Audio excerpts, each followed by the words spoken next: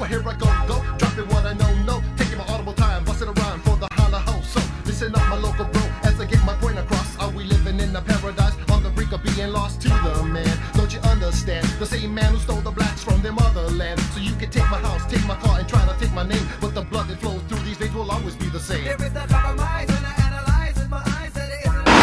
Pop, M-I-K-E-K-O-P. My wife Sylvia, we are Hawaiian nationals. We're Hawaiian nationals, and we want to explain to the world and to the public what happened to us and what the state of Hawaii and its agents from DLNR, Department of Land and Natural Resources, did to us. Since the 1960s and 70s, my family and myself would gather traditional Hawaiian ili stones for hula, so we could distribute that to hula practitioners. And in 2008, the state confiscated our stones and told us that they would investigate us, and about 2 months later they told us that we were guilty of taking these stones from Maui, from a beach that I lived across and gathered from for the last 30 or 40 years. They told us that we would have to pay $3,500 as a fine. We contested this case. We asked them to prove their jurisdiction over the land, over the rocks, and over the both of us as Hawaiian nationals. And they did not do that. We filed a notice of estoppel, which closed the case. We filed a notice with the Hawaii District Court of this notice, and the District Court fraudulently and maliciously changed our notice into a complaint by stealing our signatures and recreating a new document that we didn't know about. So the state of Hawaii and its agent, the Department of Land and Natural Resources, has stolen our rocks. We want it back. The state of Hawaii and the U.S. government has stolen our lands, and we want it back as well. Thank you. A long-going piece, I remember. Yeah, you guys were there 2 years ago. Almost 2 years. May was 2 years.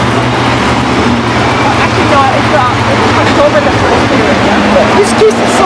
Here's a tent covering pictures, and they took his tent saying that it was what? Illegal. And now he has to go to court. Ridiculous. Ridiculous. And ask them, what are you saying your new laws? It's a new law, it's only 10 years old. What is your new laws asking us to do?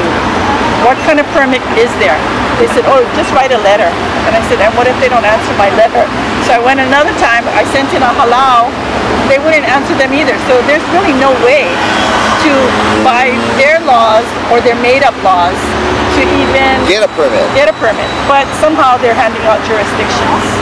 This is getting so crazy. Anyway, thank you. Did you close the shop? No, we moved. We're in Eisenberg, and we have a white store. Yeah, I know, store. on the corner, yeah. We're on Eisenberg. Aloha kakayaka, ipona, right on. Yeah, we're down here on the corner of Baratenia and what's that, Punch Bowl. Again, addressing another national issue here in Hawaii that we as in our own homeland is being persecuted, is being abused every single day from the foreign powers to be, again, stopping us from asserting and exercising our own human rights that any other country and any other people from any other country asserts. And again, we're just asking, the president, to again remind him about his history and the African-American struggle and what they had to go through in the 60s and 70s. And if it wasn't for his ancestors, he wouldn't be able to exercise and be in a position that he's in today. So we're down here addressing, the abuse that, again, they continue to assert and stop us to assert our native tenant rights, our, again, gathering rights, that we have something called, again, the freedom of movement. So we want to address the governor and everyone else right here behind us at the state capitol, that one of them can have the guts to, you know, actually admit that we're occupied here in Hawaii, you know, and then you guys can support us in, you know, the truth, you know. And then the other thing is we're actually sick and tired of living this lie and actually seeing everybody else living a lie as well. So enough is enough. Mahalo, is there any way they can reach you to let you know any more information? Okay, yeah. You guys can call me personally.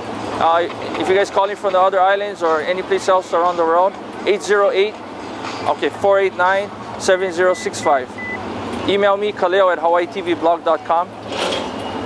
Mahalo. Yeah, right on, Pono. Ahuiho. And we're at the brink now where we can stand up in front of the entire world and we can say, shame on you, America. Shame for what you have done to a small group of peace-loving people in the middle of the Pacific Ocean.